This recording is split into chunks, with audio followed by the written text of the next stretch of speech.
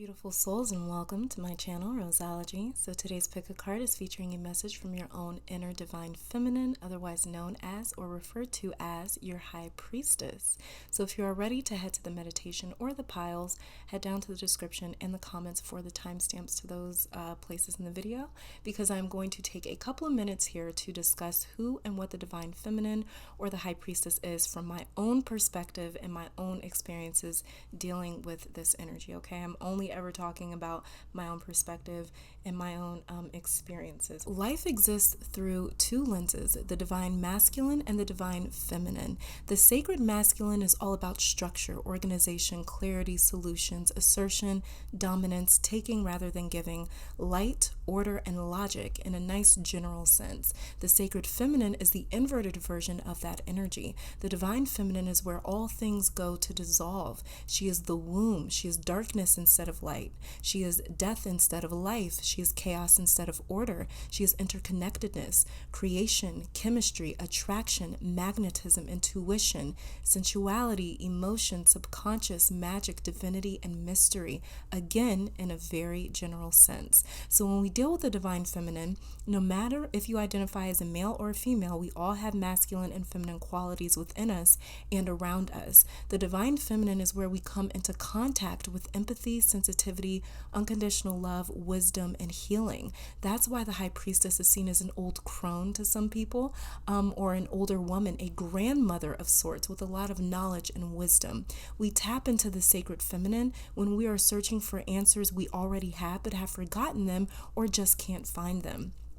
I have said a lot of the times, I don't know about on my channel, but I have said a few times that in my opinion, feminine energy has more of a capacity for emotional availability, for love, unconditional love, things like that. And I believe that that is what makes the divine feminine, the sacred feminine, the high priestess. I believe that that's what makes feminine energy so intelligent and so wise, is the fact that there is such a capacity in the divine feminine. There is no structures within the divine feminine. When we are dealing with the masculine, we're dealing with something like a road, a structure, something like that. Think about those two rails that come up on a bowling alley, is that what it's called? A bowling alley?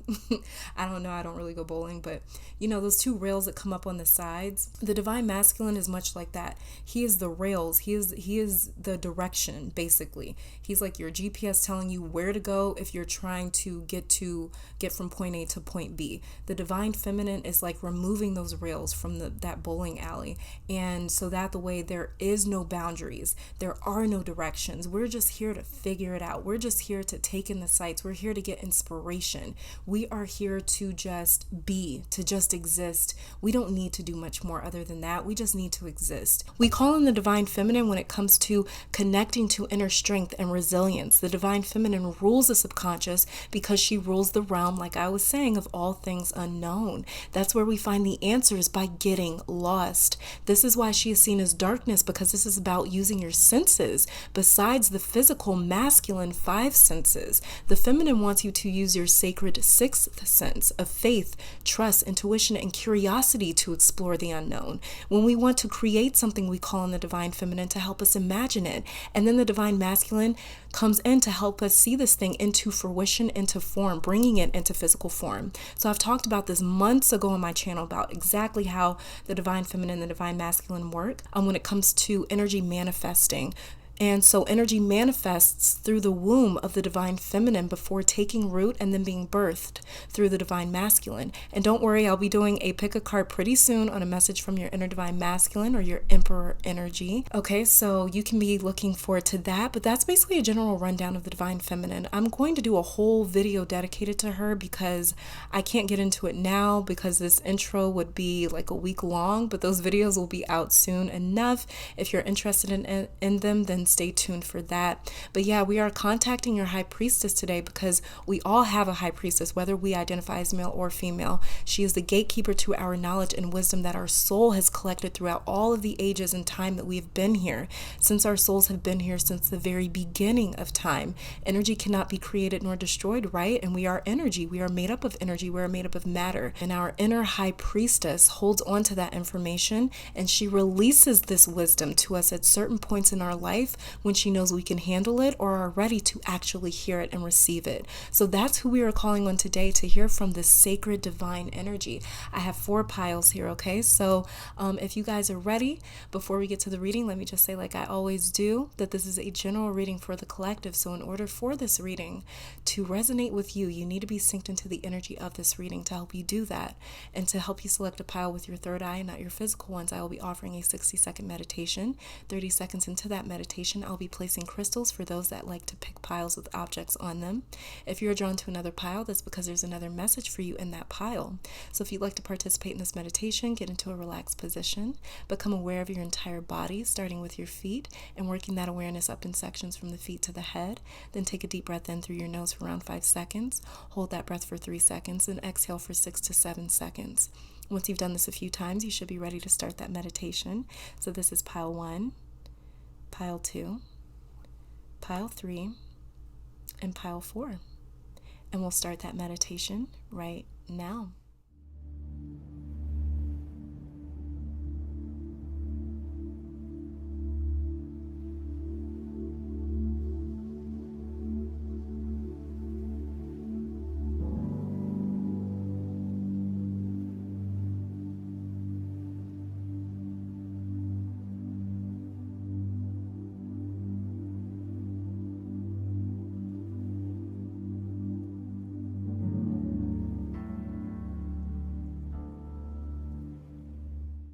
Alright, here on pile 1 is Celestine. On pile 2, Desert Rose Selenite. On pile 3, Fluorite. On pile 4, Smoky Quartz. So I'll give you guys another 30 seconds to meditate with the crystals on each pile.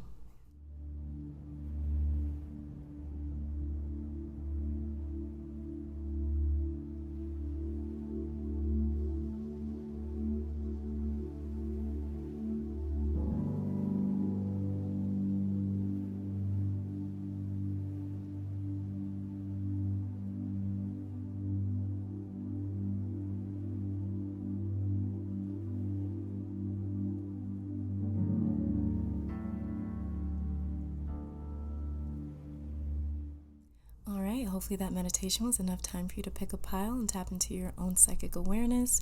I want to take this time to thank your guides, my guides, our higher self, and amazing spirit for these messages today, as well as the sacred mother for coming through and delivering these messages today. Now let's see what she has to say to you. All right, pile number 1, and welcome to your reading. So we're going to be starting off with your tarot cards first before getting to the oracle cards here. So yeah, let's just go on ahead and get started to see what your high priestess has to say to you today, okay?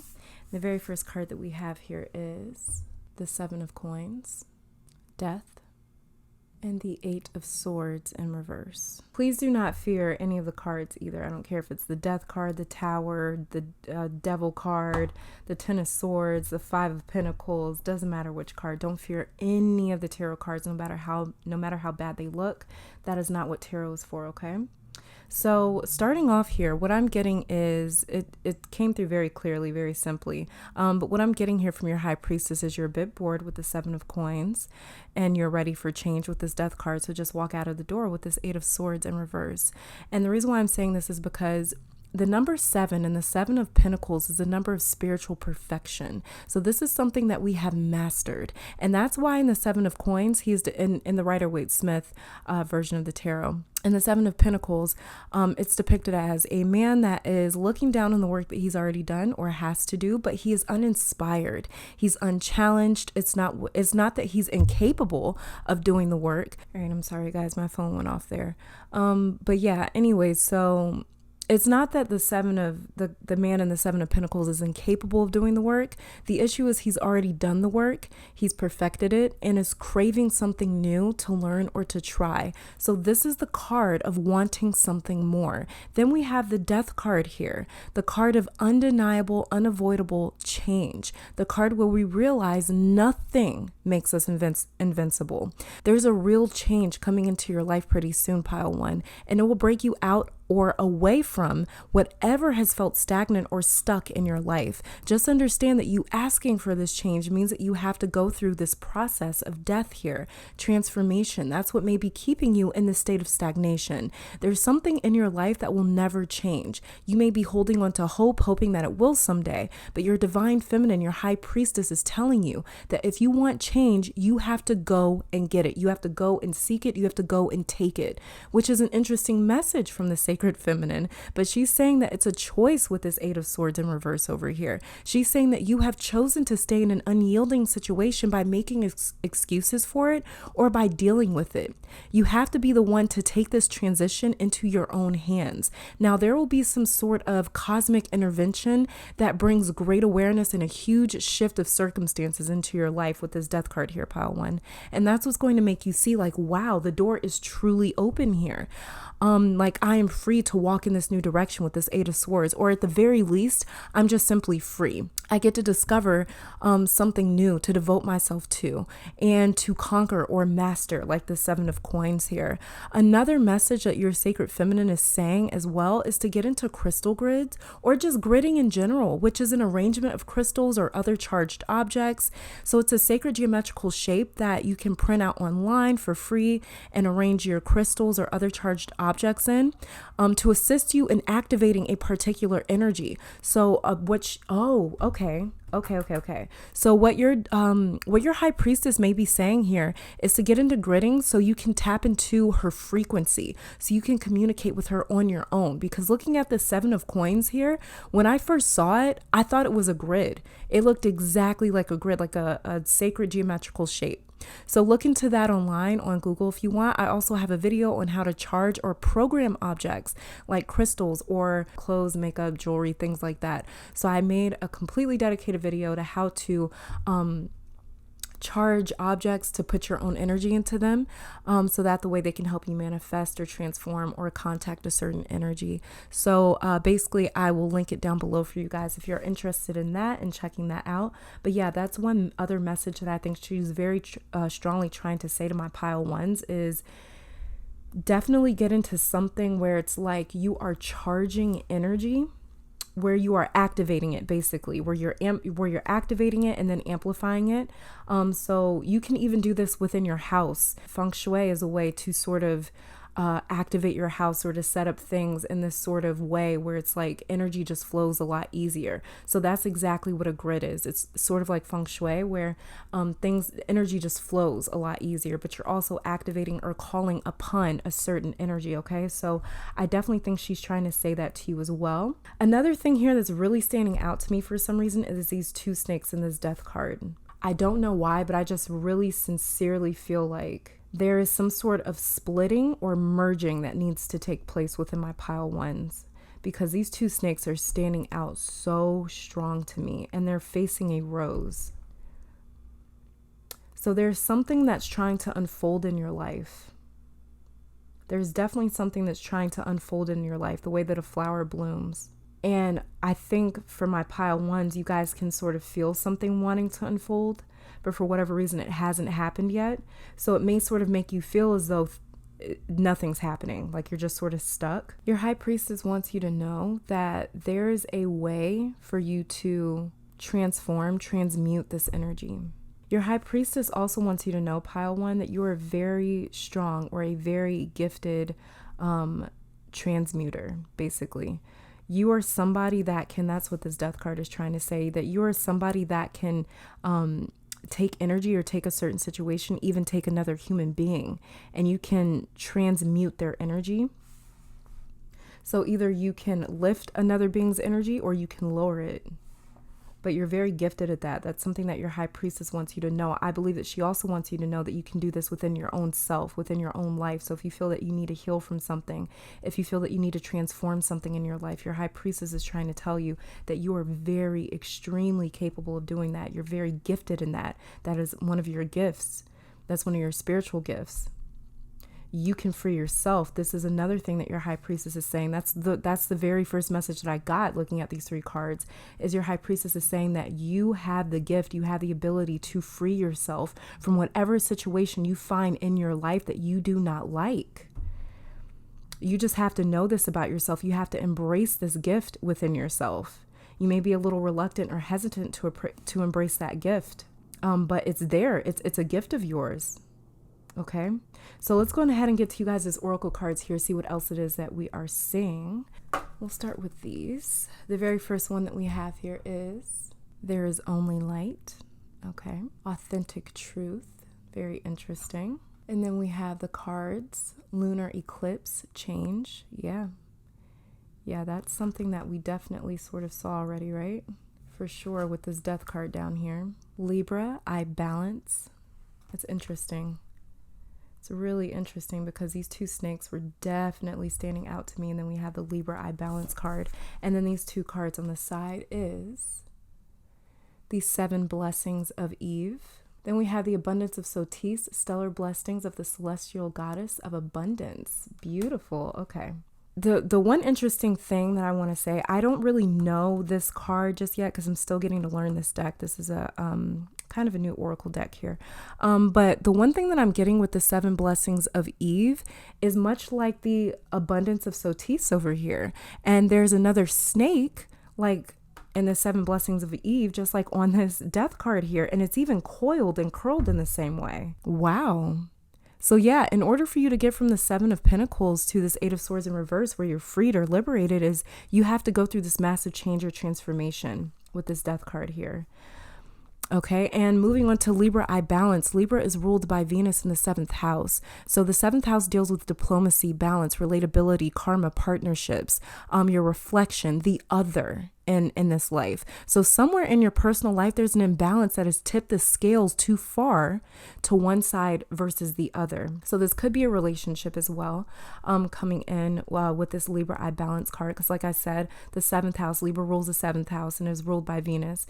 So this really does have to do with the other. So this could be another human being, another living being, something like that. As well as this can deal with your own reflection. This can deal with, your mirror reflection, things like that. So this could have to do with a relationship that's sort of tipping the scales in too far over to another direction, basically. So, take it as it resonates. You know best what is actually going on in your own personal life. But the thing that I'm getting for sure is there is a imbalance here. Okay, it's a pretty massive imbalance that I'm seeing. And then moving on to there is only light. So I don't know why, but I feel like this is also playing off of what I just said about how the scales have been tipped too far to one side. There is only light. This card is almost saying to me that I only see one thing, or I only see one way. I only see light, or I only see what's right in front of me, or I only see what I choose to see. So it's like, again, there's this kind of imbalance. Nothing wrong with the light at all, of course. There's nothing wrong with that. If you're going to just see one thing, I don't think that there's anything wrong with only seeing light or, the positive side of things. But in the case that only seeing light, only seeing the positive side of things blinds you to the reality or the authentic truth. Wow. Okay. Just got that. Yeah. Okay. Just got that. You guys probably heard that calculation go off in my head. But yeah, basically, there is only light to me is saying that if you are so focused on only seeing the positives or only seeing the light or only seeing one side of a certain situation or of reality, then you may be avoiding the authentic truth of a person or a situation or a phase or something going on or happening within your own life or within your own self, within your own body, within your own energy. You might be sort of blinded to that because it's like, no, I only want to see the light. I only want to see the good stuff. I only want to see the positive things. I don't want to hear the negative things because the negative things are evil. No, negative things are not evil. Sometimes the truth is a little brutal. Sometimes the truth can come across as a little negative, but that is more so dependent upon what it is that we want to see. Like I said, Libra, I balance card is here. Libra is all about balancing the scales, not just looking at the light, not just looking at positivity, not just looking at what you want to see.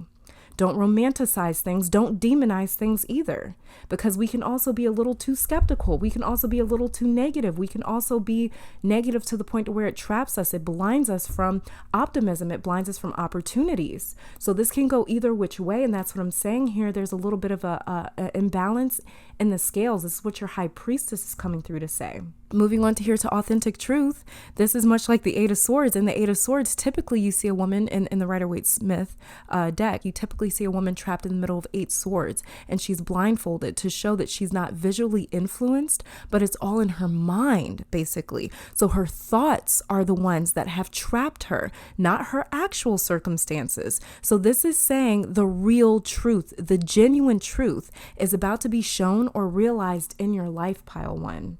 The genuine truth, the truth that you cannot avoid. The Death card is here. Like I said, this is undeniable, unavoidable truth. This is undeniable, unavoidable change or transformation. So you are not going to be able to avoid whatever this is. You only looking in one direction may cause a bit of denial, may cause a bit of illusion or delusion here. But there's going to be something that comes in. Like I said, with this Death card, it's going to be some sort of cosmic intervention that comes in to make you realize, like, oh, okay, this is the entirety of the truth. So your high priestess really wants you to see both sides, both scenarios of a situation. She wants you to see everything, not just the light.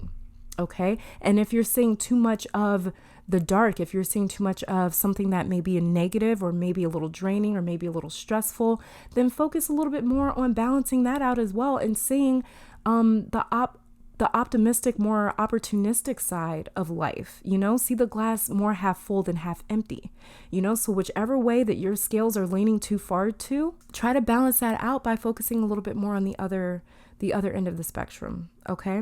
And then I'm going to get the books to these 2 cards to just read the little paragraphs in them. So that the way you guys can have a good takeaway of everything that this spread, that your high priestess is saying to you, okay? It says here, a spiritual gift shall enter your heart and manifest as a blessing in your life. Oh my God, that's amazing. Okay, that makes sense. It says you have innate talents and abilities which will support your soul into full glorious manifestation. You guys, what did I say? You guys have a gift. You are able to transmute energy. I said that earlier when I was just looking at your tarot cards.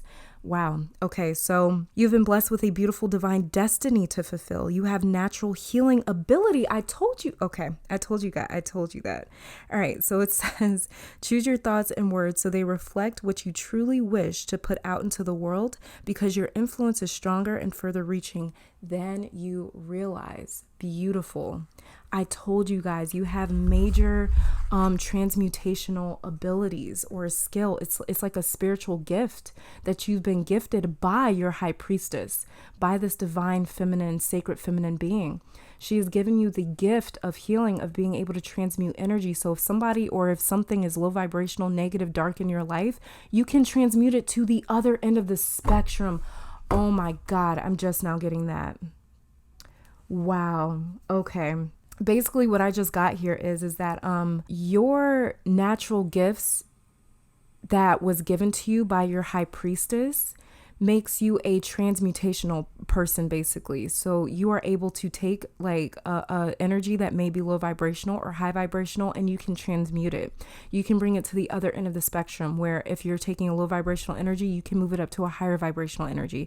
If you're taking a high vibrational energy, you can move it to a lower vibrational energy. So basically, yeah, that's exactly what that card just said. And now I'm realizing that's what I was trying to say while looking at your tarot cards. This is amazing. And then abundance of Sotis. It says, abundance in many forms is flowing to you now, beloved. Intend right now to receive it. Just decide to do so in your heart this very moment. The oracle of the abundance of Sotis comes as guidance to expect increased flow and to continue your good works of building channels through which abundance can be delivered to you. Freely share your talents, love, wisdom, and self, and enjoy the abundance responsively flowing to you in many forms over and over again. Beautiful. I'm also going to be shuffling one card from this pile here. That the way you guys can see, like maybe there is a specific goddess or an energy or a deity that you can contact or something like that, or this may be confirmation for one that's been coming to you. Okay, and this is from the Goddess Guidance Oracle deck from Doreen Virtue. Okay, so give me a second.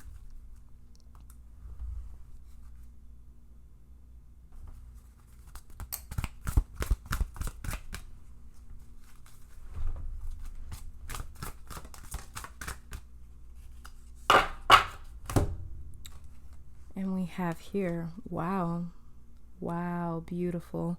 Okay, so we have here Bast, independent. Your independence is the foundation for your strength and success. And Bast was a very protective energy in ancient Kemet, otherwise known as ancient Egypt. This was a very protective goddess. Okay, so yeah, this is what we have. We have Bast, independent. And then underneath the deck, we have, I'm not even going to try to pronounce that, you guys. I'm not even going to try to pronounce it. But it's Medicine Woman. You are a channel for divine healing power. You guys, I'm done. Okay, so this is all that I'm seeing, Pile 1. Thank you guys so very much for tuning in. I pray this reading brought you guys some love, support, clarity, and strength. I want to take this time to thank your beautiful guides, my beautiful guides, our higher self, amazing spirit itself, and of course this sacred, divine, feminine, beautiful high priestess energy for coming through and delivering such an amazing message today. Hopefully you all come back to visit me sometime soon, but until next time, you guys, please stay safe, stay blessed, keep conquering the world, and I'll be back next time. All right, bye guys.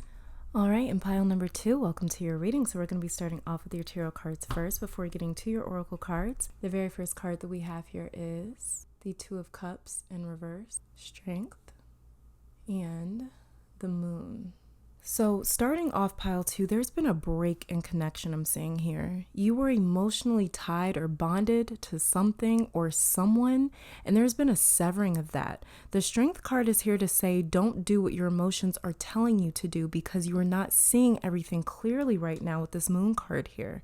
Your logic is being overridden by your emotions. It's not even logic, honestly.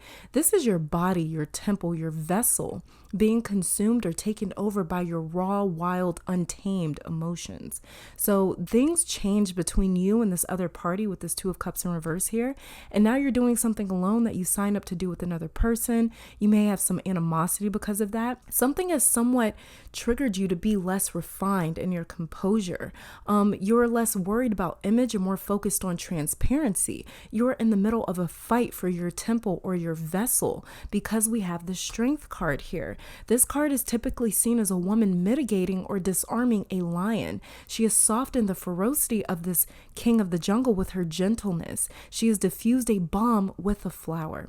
So the Strength card presents an option because within all of us lies wildness, darkness, violence, chaos, and even rage. We have learned how to be more civil throughout mankind, but the choice you have to make here, pile 2, is who will you embody? Because you have this ability to be so charming, gentle, nurturing, and selfless, as well as you can also be not a warrior necessarily, but like a lion that takes no prisoners.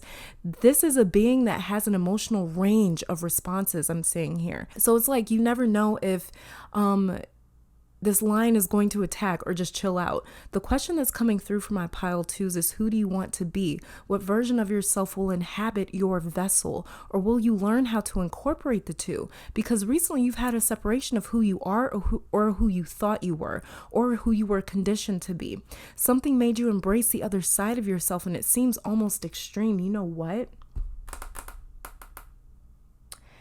Yeah, this may be a separation from you. So if this isn't like a separation from like a person or a situation, something like that, because it's like I wasn't necessarily getting a relationship. It could be with this Two of Cups here, but for some reason this Two of Cups does not feel like a relationship. This feels like something tighter, stronger than a relationship. This feels like you are being separated from a part of yourself. That's what this feels like to me. This feels like a really intense separation or break or severing of something. So that may be what's going on here. You may be sort of wrestling with the fact that you are being separated from who you are, from who you were brought up to be, who you were conditioned to be, who you were taught to be, who you taught yourself to be. You're separating from that. So this is almost like an ego death in a way. That's what I'm getting here. Normally that's kind of represented with the Tower card, maybe like the Tower card in reverse, something like that. But with this Two of Cups, the Strength, and the Moon card, this is like an ego death that I'm getting here. So this is what your High Priestess is coming to say. Yeah, there is something made you embrace the other side of yourself, and it seems extreme. Almost to a point. Life has pushed you to this point. But the thing is you are strictly moving off of instincts right now with this Moon and the Strength card here.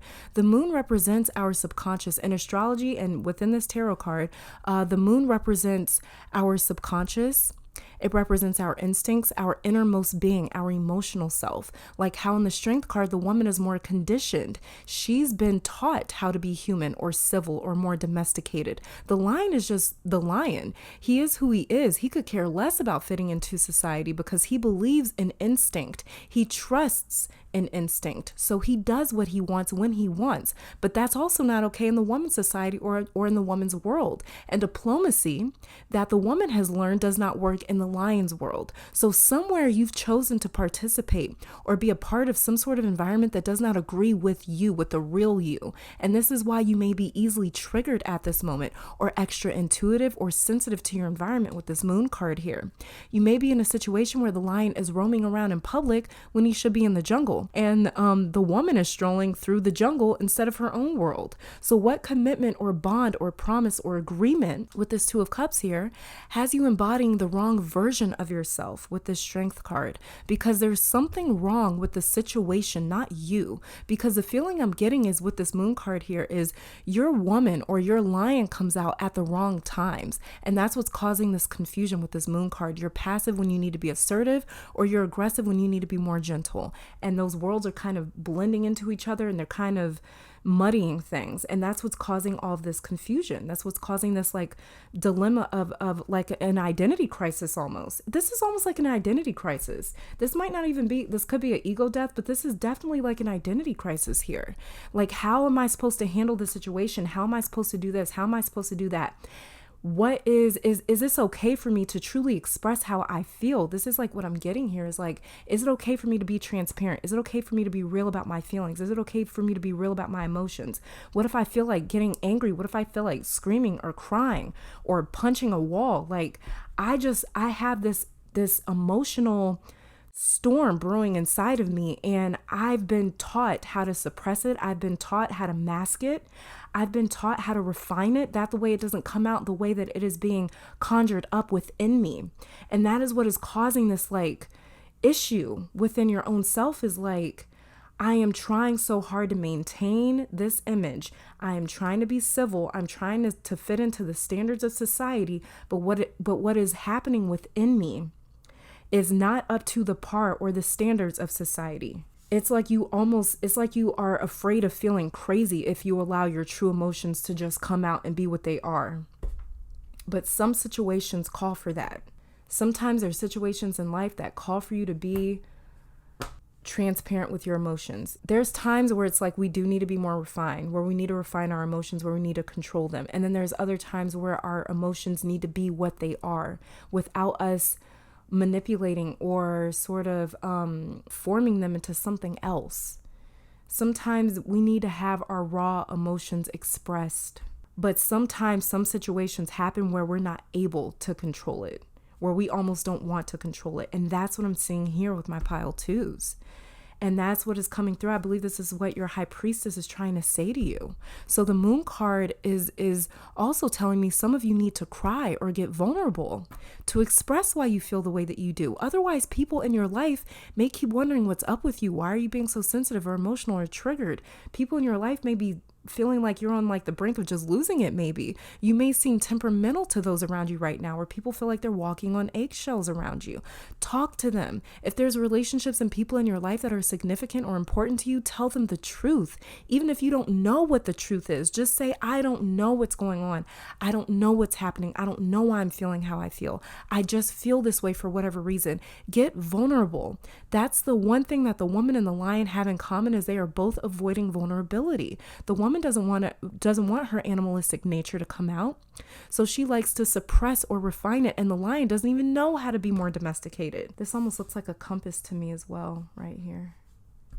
So yeah, this is like a direction, a choice of how do I handle this situation. This is like a compass where I'm saying like north, south, east, west. Which direction do I send my emotions in? How do I handle this? There's something that you're wondering how to handle, is what your High Priestess is saying to you right now, pile 2. She doesn't want you to do whatever your emotions are telling you to do. All right, let's look at your oracle card. See what else we have here. The very first card that we have here, pile 2, is, look at that, awakening. Soul name. Wow. Very interesting. I was just talking about I was just talking about soul names a couple days ago with a friend. The next card that we have here is Grand Cross Provoker. Yeah. Yeah, exactly. Fifth house creativity. That's funny. And then we have here Talismans of Potency. Charging sacred objects of power. Beautiful. You know what? I do not know how to pronounce this. Patra. Starting off here, we've got some interesting oracle cards. I'm going to start off with Grand Cross Provoker. So something is definitely provoking you guys. Like I was saying with this moon card here is you may feel extra intuitive or sensitive or triggered right now. People may see you as temperamental right now. So this is coming across because you are being maybe judged for how you handle things or express yourself. Maybe you're anticipating people judging you for how you express yourself, for how you release your emotions, for how you process them.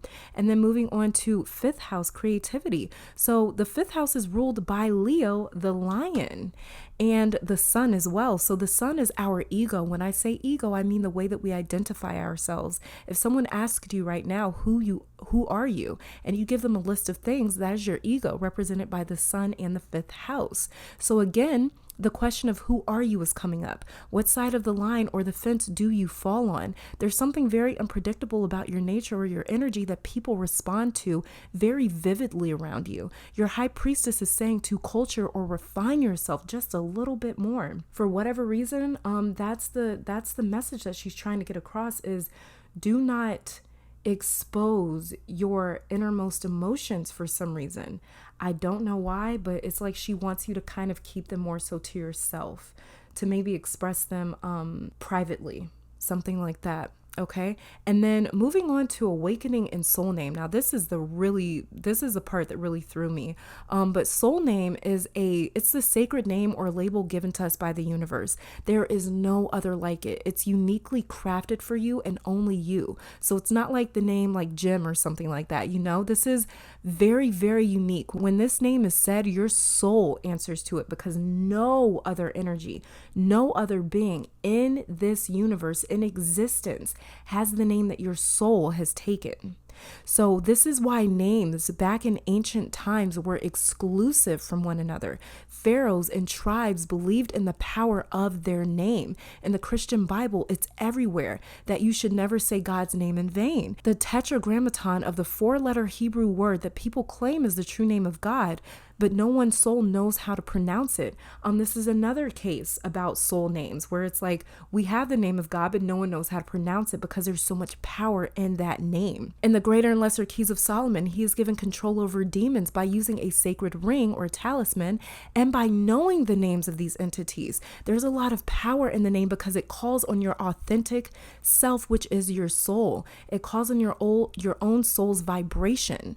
It's like the thumbprint of your soul. So you are awakening to your true self, just like there's no other thumbprint in the world besides yours. This is the same exact thing for your soul. And so another thing that I think is coming up here, pile 2, is your high priestess is saying to create your own soul name. You already have a soul name, but basically your high priestess may be saying to create a soul name, a divine name, a sacred name for a part of yourself, for a very sacred, divine, unique, private part of yourself that no other being knows, just you. So when you call on this energy, it conjures up a certain energy to you. The same way that we do sigil magic, we come up with our own shapes, our own sort of geometrical shapes, where it's like we make this sort of sigil that represents something very unique to us, right? So do the same exact thing when it comes to your name. Add a little extra piece to your name or something. I believe your high priestess is saying that the way that like when this name is said, when you say this name, you are calling on a certain energy. You are conjuring up a certain energy. You are conjuring up this mix of your domesticated side and your wild side. You're calling up the most truest, most authentic, transparent, genuine part of your soul, of your being, of your energy, okay? So there's a lot of power in the name because it calls on your authentic self, which is your soul. So you are awakening to your true self right now, which is your soul. This is why you are struggling between who you used to be and who you are forming into right now with this 2 of Cups in reverse. 5th house, creativity. Exactly. You are realizing who your true ego or identity is. I mean, your spiritual identity, your soul's identity, the part of you that's been here since the beginning of time. This part of you is emerging right now. You've been separated from your true nature for a long time with this Two of Cups. That's what's going on here, pile 2. That's what your high priestess wants you to know. You've been separated for far too long from your truest self, from your truest identity, and she's trying to reconnect you back to your true self. And that is why you may be sort of feeling like it's almost like you have to integrate, like, slowly this new part of yourself into your everyday routine until you learn how to be more civil, like the woman in the Strength card, with this new version of yourself. Because right now you may be feeling almost like something that hasn't been calibrated just yet. You haven't been calibrated. This new you, which is the original you, hasn't necessarily been calibrated into your day-to-day routine and reality yet.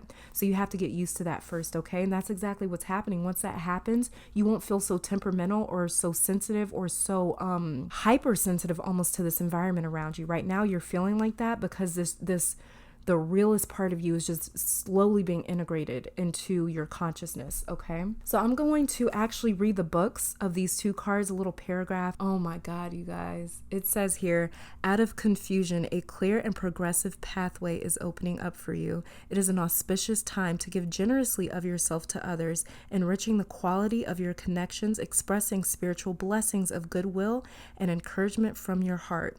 A powerful blessing is entering your world. A prayer is now being answered in a beautiful way. Spirit gives freely and generously of all good things, and the task of humanity is to learn how to receive.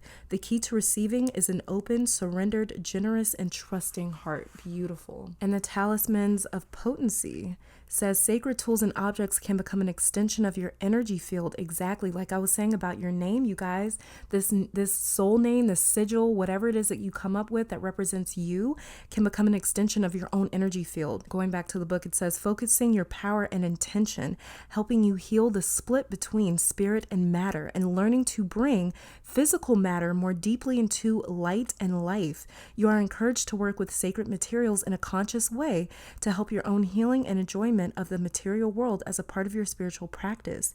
Your love for the physical world of matter is a gift to the earth too. I'm just gonna shuffle these cards just to see if there's a specific god, goddess, deity that appears in this reading. That way, if you're wondering if there's a specific goddess that you can work with, she may come up in these cards here if you don't already know one, or may confirm a deity that has already come to you in some way, shape, or form. Okay, so give me a second here.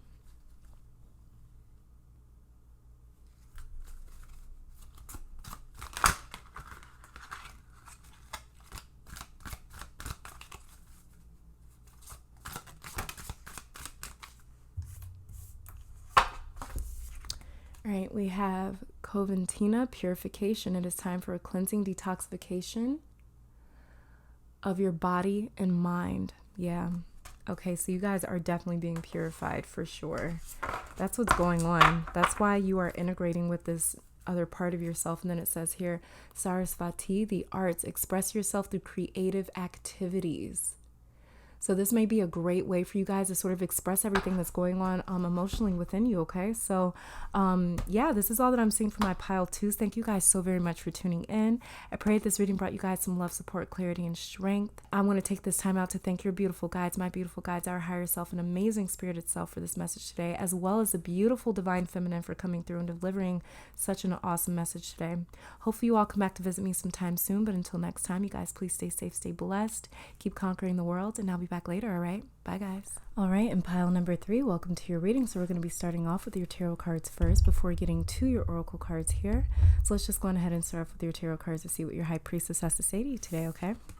The very first card that we have here is the Conqueror of Coins, otherwise known as the King of Pentacles, the Sovereign of Coins, otherwise known as the Queen of Pentacles, the Sovereign of Coins, otherwise known as the Queen of Pentacles, and the Six of Swords. All right, so there's some sort of discomfort or embarrassment, maybe difficulty in embracing your femininity, pile 3. That's what I'm getting here. And the physical aspects of it. So ask yourself, no matter if you are a man or a woman, if you are uncomfortable with feminine nature, emotions, vulnerability, sensuality, receiving, generosity, sex, your body, reproducing, creativity? Do you have trouble with acceptance? The divine masculine is the one that is more like, we have to decide, we have to commit to one thing. We can't accept everything, otherwise we'll never get going. Otherwise we'll never be able to solidify anything. So what I believe your high priestess is saying, pile 3, is to establish a relationship with your feminine nature and with her, being your high priestess. We have the King of Coins in reverse here, and for some reason I'm seeing this as you've mastered the more so masculine parts of yourself, or you've gotten acclimated to asserting your masculine energy in the world. Right now, though, it's all about embracing your feminine nature or feminine instincts. That's why this Queen of Pentacles is center stage right here. And then we have the Six of Swords. This is the card of ushering in change, the card of transitioning from one phase to the next. Exactly. Okay. I just got it, you guys. This life, you are supposed to be utilizing or getting more comfortable with using your feminine energy. You've conquered this conqueror of coins. You've conquered it. Now it's all about embracing the magic of the sacred feminine. Your high priestess is saying to connect to her through the body and the physical realm. That's why both the King of Pentacles and the Queen of Pentacles is here. When we deal with Pentacles, we are dealing with the physical realm, material possessions, something we can use our 5 senses to interact with. So art, creating something, flowing, being present in the moment, being in nature, getting to know your body and appreciating your body, respecting your body, loving your body, enjoying pleasure just because and not feeling ashamed of it, choosing yourself without guilt or shame, being unapologetically you. That is equal parts wild and also tamed, unconditionally loving life and yourself. If you don't have unconditional love for another person, your high priestess wants you to at least have it for yourself. Especially first and foremost, have it for yourself, accepting yourself, diving into your sensitive side and exercising your intuition. Another message I really need to say here, and I don't believe this applies to a lot of my pile 3s, but I have to say it. If you think men are weaker or less than you or less than women, that is wrong.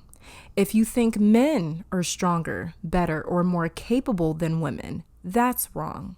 There's a relationship between the masculine and feminine that your high priestess wants to bring into your awareness, into your field of awareness. She wants you to look at how you view men or masculinity versus women and femininity.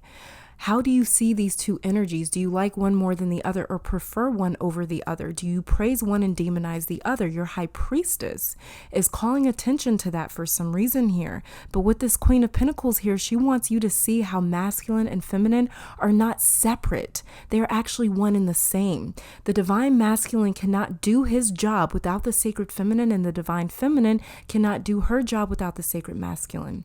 Some people in spirituality, and I do not know why, maybe it's because of this patriarchal society and world we've been living in for the last thousands of years.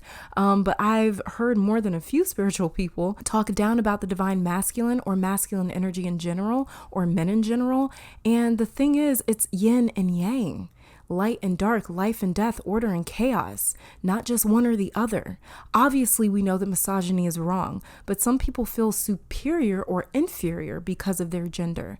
Your high priestess wants to know that you are proud and in love unconditionally with every part of yourself, no matter these differences. Do you think that in order for you to be in control or to be powerful, or to be an alpha versus a beta, do you believe that that means that you have to be more masculine than feminine? Do you believe that femininity is weak?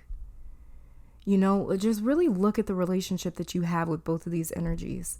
That's something really, really, really important here, because the Six of Swords is trying to move you into something.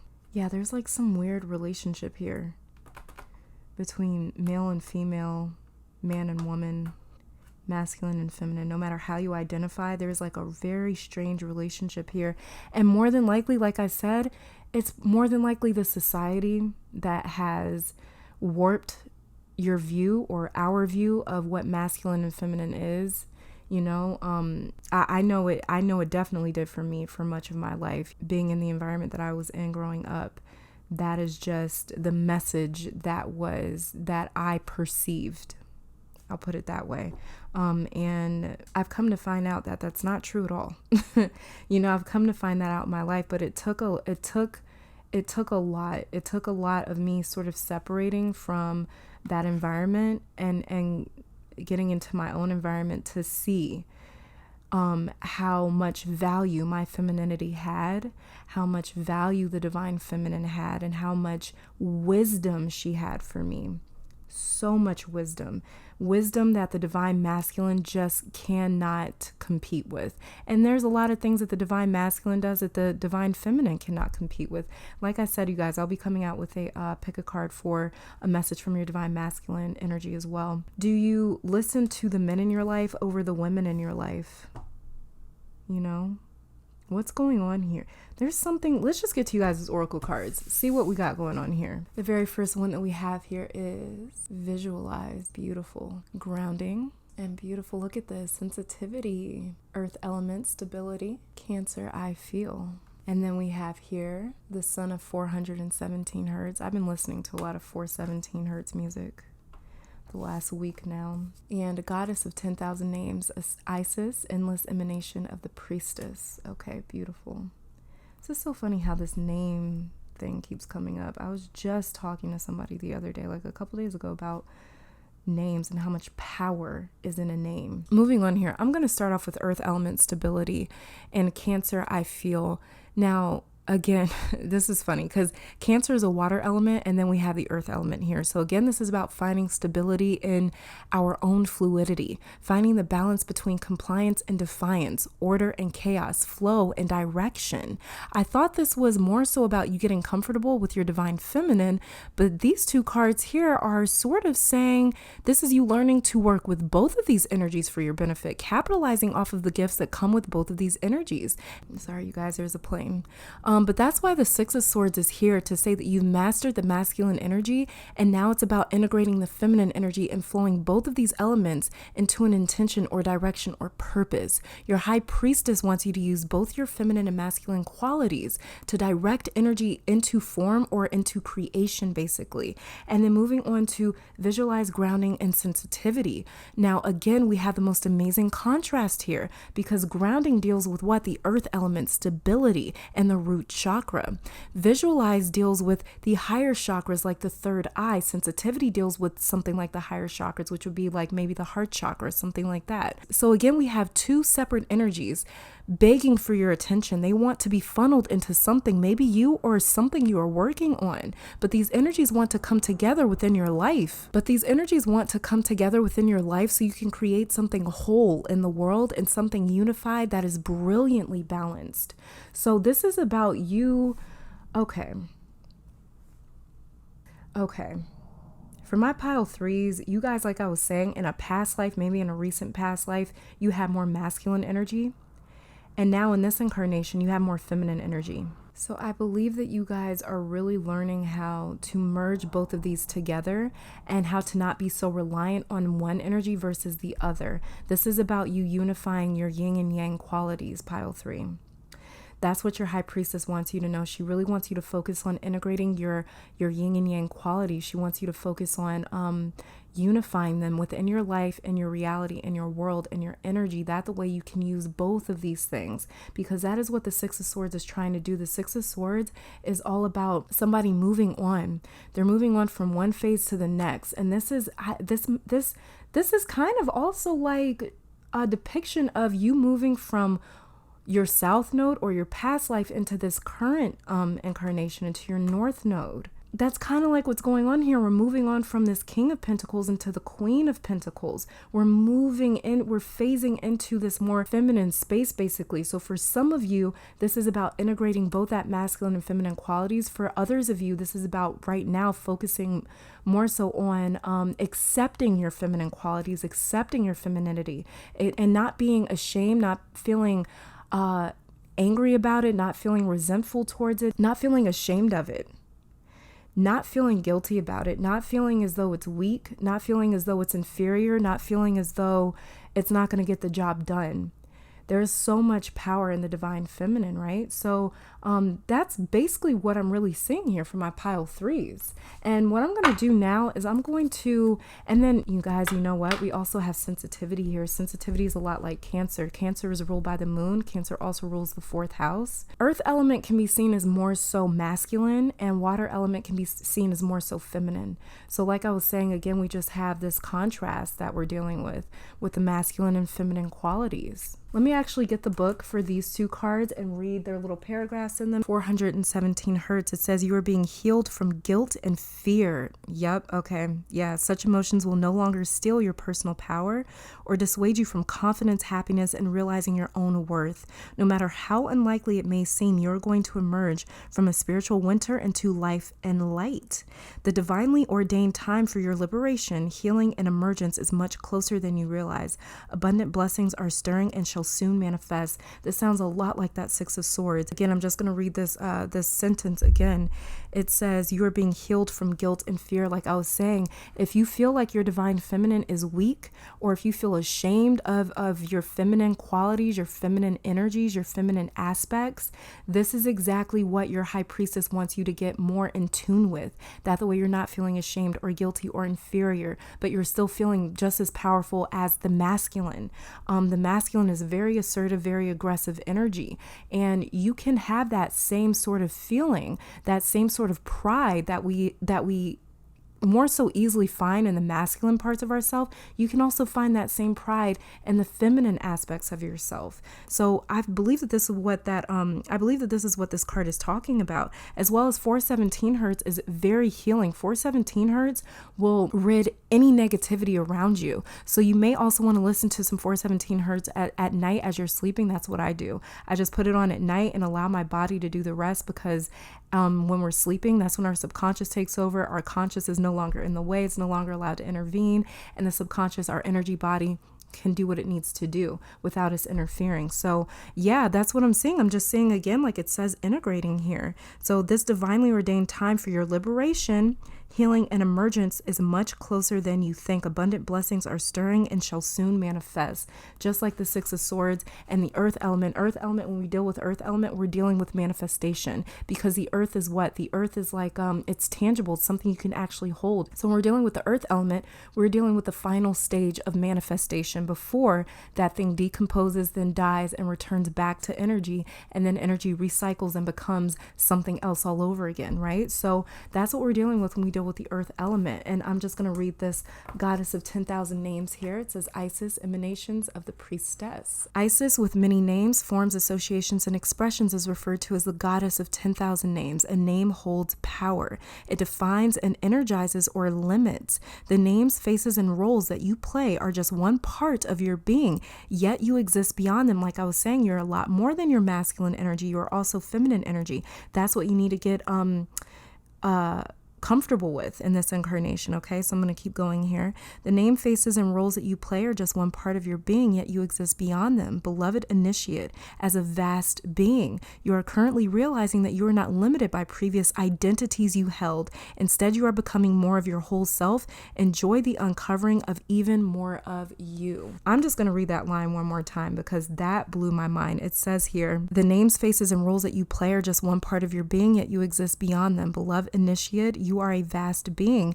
You are currently realizing that you are not limited by previous identities you held, like your past life. Like I said, in one of your most recent past lives, you may have had more masculine energy. You may have been a man in one of your more previous past lives. Now, just because you're a man doesn't mean you have more masculine energy.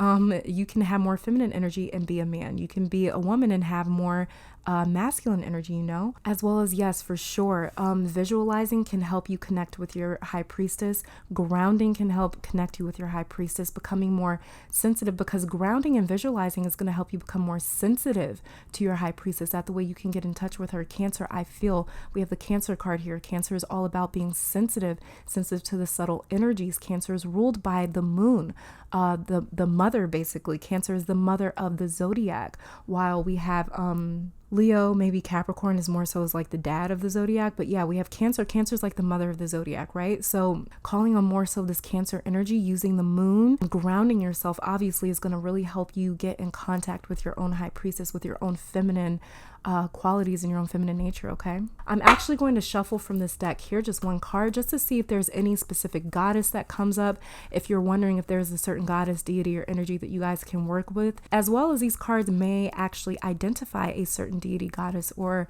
energy that has been coming to you. Okay, so let's see what we've got here. Just give me a second, you guys.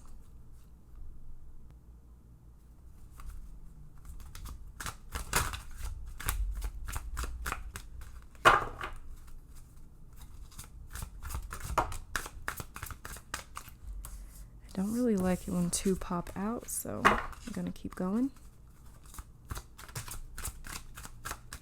Here we go. Okay, and we have Coventina, purification. It says it's time for a cleansing detoxification of your body and mind. Interesting, this card also popped out for one of the other piles. And then under here we have, look at that, Dana, High Priestess. You have divine knowledge that can help others through your spiritual teaching. Yeah, your High Priestess is definitely trying to come through, pile 3, okay? So this is all that I'm seeing, pile 3. Thank you guys so very much for tuning in. I pray this reading brought you guys some love, support, clarity, and strength. I want to take this time to thank your beautiful guides, my beautiful guides, our higher self, an amazing spirit itself. I also want to thank the Divine Mother for coming through and delivering a message today from our High Priestess. So hopefully you all come back to visit me sometime soon. But until next time, you guys stay safe, stay blessed. Please keep conquering the world. And I'll be back next time, all right? Bye, guys. All right, and pile number 4, welcome to your reading. So we're going to be starting off with your tarot cards first before getting to your oracle cards here. So let's go on ahead and check out your tarot cards to see what your High Priestess has to say to you today. All right, and the very first card that we have here is there's the Sovereign of Swords, otherwise known as the Queen of Swords. Then the 4 of Cups, the 3 of Coins, otherwise known as the 3 of Pentacles, and the 8 of Wands in reverse. All right, pile 4. So you were the only pile where 4 cards jumped out one after the other as I was shuffling. And it's interesting because we have every element present here. The swords, the cups, the pentacles, and the wands. Your High Priestess is saying that you have chosen, Queen of Swords here, to still yourself in a certain emotion, 4 of Cups, in order to detach from, with this 3 of Pentacles, you are contemplating or taking some time to really figure out what the next step is with this 8 of Wands in reverse here. So the reason I say you've chosen with this Queen of Swords is because this queen is meticulous and precise. She misses nothing. Even when she doesn't say she saw something or noticed something, she already did. She's a good 8 steps ahead of every situation and person. She's just very quiet about it. You know what they say, confidence is quiet. Power is quiet. You don't have to assert it if you truly have it. She only speaks when it comes to laying down the law and stating a particular truth. You've made some sort of decision with this queen, and the 4 of Cups is all about maintaining a certain feeling or emotional stance. You've decided that this is how I feel about this or that, and that is it. There's no more negotiating when we deal with the 4 of Cups. That's why he's sitting in the Rider-Waite-Smith. He's typically depicted as sitting with his arms crossed in that card to show that he's not budging until he has processed all of what he feels. Then he can move on. So that's you coming to terms with how you feel, pile 4. Then the 3 of Coins is saying you have detached or separated from this issue. So you can clearly see what the next move is, because in the 3 of Pentacles, we have someone working on something, and there's 2 mentors coaching or teaching this person in the 3 of Pentacles when we were dealing with the Rider-Waite-Smith deck. So, you know, it's two mentors coaching or teaching this person. So this is a very detached third person point of view that you've taken with some sort of situation or person in your life.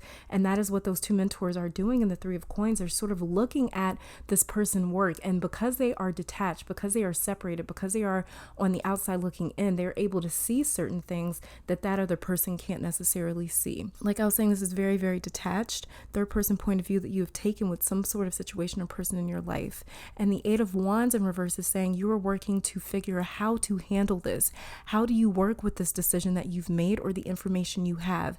Instead of you impulsively deciding what the next move should be, you're taking time to really think about this because you want to settle on something that you can feel confident about. So your High Priestess is saying, process this. Take your time and do not rush. I see your High Priestess coming through and the Three of Pentacles and the Queen of Swords. She's coming through to help you or guide you or to help you make certain decisions. And you have every element here, like how the Magician card has every element around him. He has the swords, the cups, the pentacles, and the wands. So you are equipped with everything you need to contact your high priestess and your inner divine feminine. You have everything you need to accomplish whatever goals you have. You have everything you need to create the life you want or to heal or to find the solution or answers you need.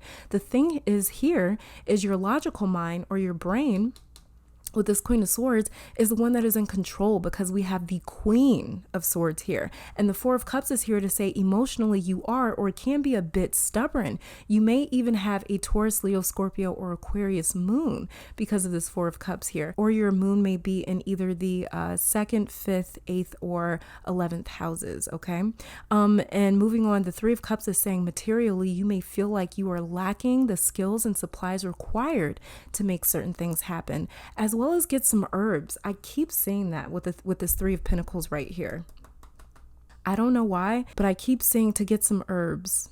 If you are already working with herbs or learning about it or interested in it or drawn to it, that is your High Priestess coming through to confirm working with herbs, plants, flowers, nature, things of the earth will really help you as well because you have some sort of gift in working with Mother Gaia and working with the earth. You can pull or give energy very easily to nature, plants, animals, herbs, flowers. You naturally know how to use or integrate their energy into something else. Mother Earth wants to collaborate with you in your life, not just in manifesting, but in your life. So even having flowers and plants around will not only lift your spirit, but it will also connect you to your own sacred feminine. That's what your High Priestess is here to say is she is basically saying you can find me through the earth. You can find me. You can contact me.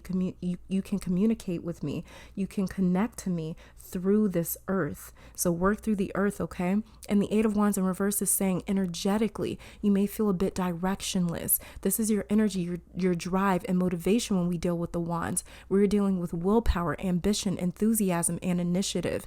This is in reverse. So this has been saying one thing to me this entire reading, and that's you are pulling back your ammo because you are trying to make certain that you are aiming at what you want. You want to be sure that this is what you want. So you are stilling yourself. I feel your High Priestess is very proud of you, almost like a parent that brags about their kid. I feel like she's saying you are very wise, the wisest of them all, which is the High Priestess, the Sacred Mother. She is the wisest of them all, and she is complimenting you on your wisdom and knowing when to stop and when to go. She's totally in love with you right now. This is amazing. Yeah, that's what I'm really getting here. Okay, let's check out you guys' oracle cards here to see what else it is that we're seeing. All right. I had a lot of oracle cards jump out from my pile fours as well. I don't know what's going on with my pile fours, but you guys had all the extra cards. All right. So the very first card that we have here is Uranus Genius. Wow. 11th house, friends. That's funny because Uranus rules the 11th house, co-rules the 11th house with Saturn. Then we have Mercury, the mind. 7th house, partners. Wow. Whispers, let go. And then we have magnetism of Eros. And then we have life restored, priestess of the phoenix, beautiful. And scales of balance, ancient tantra of the soul. Okay. All right, you guys. So starting off with your oracle cards here, I'm going to be starting with, let's see, let's start with Uranus Genius and Mercury Mind. We'll start with the planets. So Uranus is the trailblazer of astrology. Uranus disrupts things to show that there's another way. There's always been another way, but Uranus's way of revealing that is through chaotic disturbance or interference. And Mercury, the mind, like I was saying, your mind is very sharp. You know exactly what you need to do. You figured out most of what you need to do anyways. You figured out most of it. So there's a lot of contemplation in this pile, like I was talking about earlier, as well as Uranus Genius reminds me of, like I was saying about your High Priestess, how she's very proud of you. She thinks that you were a genius with how you were handling a certain situation, person, or phase in your life. And so yeah, that's a nod here from your high priestess, from your divine mother, saying like, good job, I'm proud of you. She's very proud of you, my pile fours. And moving on to 11th house friends and 7th house partners. You may have recently had a revelation about the people or relationships, friendships in your life, since both of these houses deal with the other. They deal with another person, another entity, another being. Both of these houses, the 7th and the 11th house, deals with the other. So this could be saying that you are using logic, not your heart, to make these decisions. You are staying true to what you know. That is what I'm sort of getting here, is like, I'm not really being fazed by my heart. I'm not really being fazed by my emotions. I am going off of mostly logic, what I see. This is really all about sort of visuals to me. Like I'm going off of what I see, because there is truth in what I can see. Maybe not the whole truth, but there is a part of the truth and what is right in front of me, and what it is that my eyes are picking up, and what it is that my eyes are seeing, right? Yeah, as well as like I was saying too earlier, I believe I was saying this earlier, yeah, because we also have Uranus, and like I said, Uranus rules the 11th house alongside Saturn, because the 11th house is the sign of, or is the house of Aquarius. The 7th house is the house of Libra, and this 7th house is ruled by Venus. Mercury is the ruler of Gemini and Virgo, as well as the 6th and 3rd houses. Okay, and I'm just saying all that because it might mean something significant to some of you guys watching. For some of you guys that know your chart, these houses and these planets and these signs, they may mean something important to you guys. So I'm just kind of putting that out there. But like I did say earlier, I mentioned Aquarius, how you guys, this moon may be in Aquarius, because like I was saying, we have the 4 of Cups here. So, and we have 11th house and Uranus. And like I said, both of those deal with Aquarius, and both of those deal with each other. Okay. All right. So yeah. And moving on to let go and whisper. So what I'm getting with this is, you listen to that small inner voice of guidance, and some of that guidance may be urging you to let go of a certain situation or person.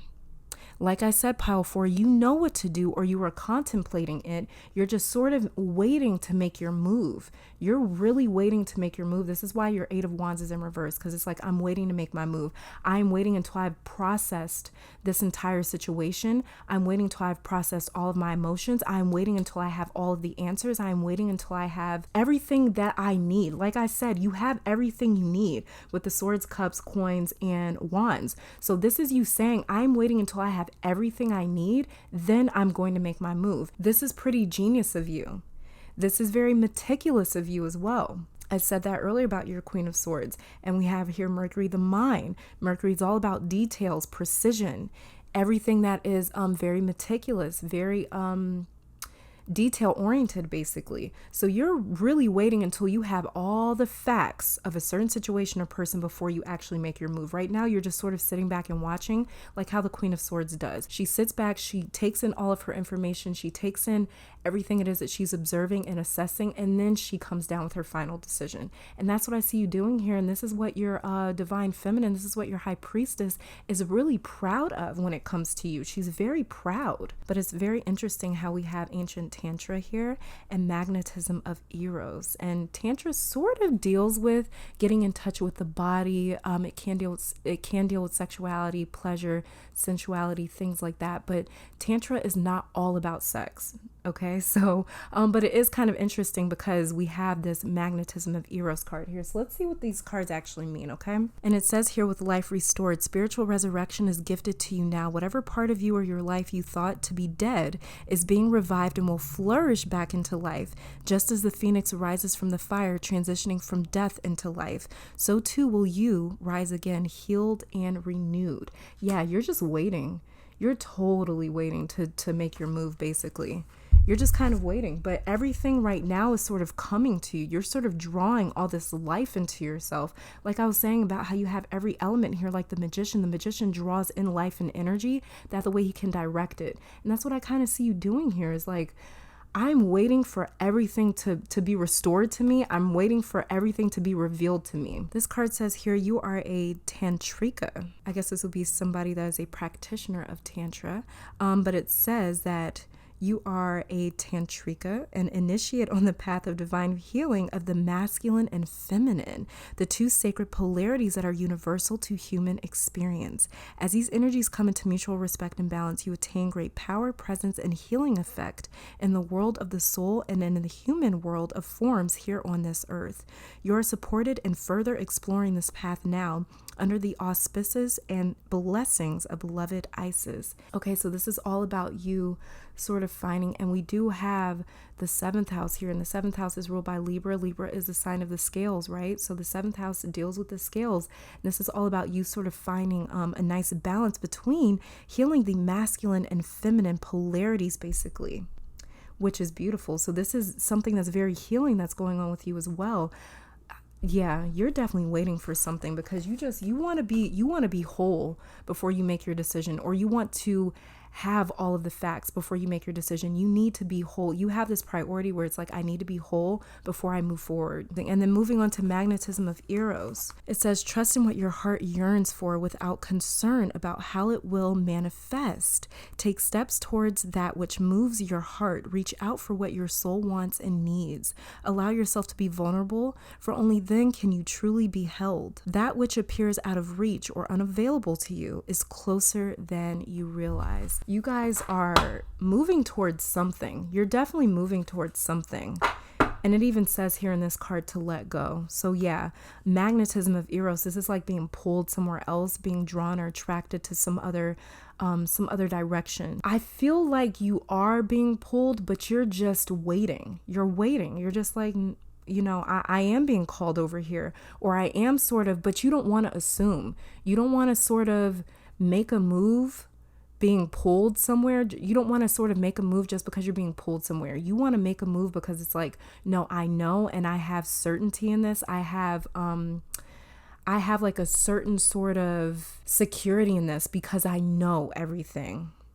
And that's what you're waiting for. You're just waiting to see exactly what is going to come of this situation. All right, you guys. So what I'm going to do is I'm going to shuffle from this deck right here. This is the Goddess Guidance Oracle deck from Doreen Virtue. And basically, if there is a certain, you know, goddess or deity or energy that you want to work with, that you're wondering what sort of goddess you should be working with, this deck may reveal that to you. Or if there's a certain deity, energy, goddess that has been coming to you as of recently, then this deck, these cards here may confirm that to you. Okay, so give me a second here. Let me just go on ahead and focus on the cards for a second.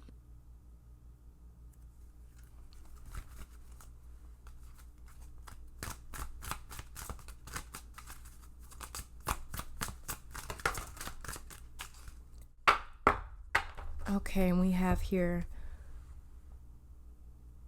Kuan Yin, compassion, release judgments about yourself and others, and focus on the love and light that is within everyone.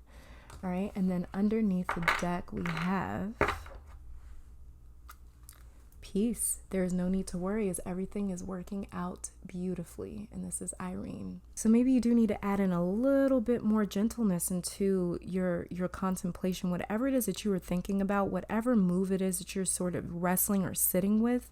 I really don't see you wrestling. I just see you sort of sitting in this and really sort of working through everything logically. You're trying to work through your emotions logically, basically. But peace and compassion are here to say that you need to invite in maybe a little bit more love, maybe a little bit more warmth, a little bit more softness, a little bit more gentleness. That the way you can find a little bit more empathy in this situation, and that the way you can sort of maybe understand the other side of whatever it is that you're contemplating, because I just see you really sitting in something. Okay, so this is all that I'm seeing for my pile fours. Thank you guys so very much for tuning in. I pray this reading brought you guys some love, support, clarity, and strength. I want to take this time out to thank your beautiful guides, my beautiful guides, our higher self, and amazing spirit itself for this message today. And I also want to thank the beautiful Divine Mother for coming through and delivering this awesome message today. Hopefully you all come back to visit me sometime soon. But until next time, you guys stay safe, stay blessed. Please keep conquering the world. And I'll be back next time, all right? Bye, guys.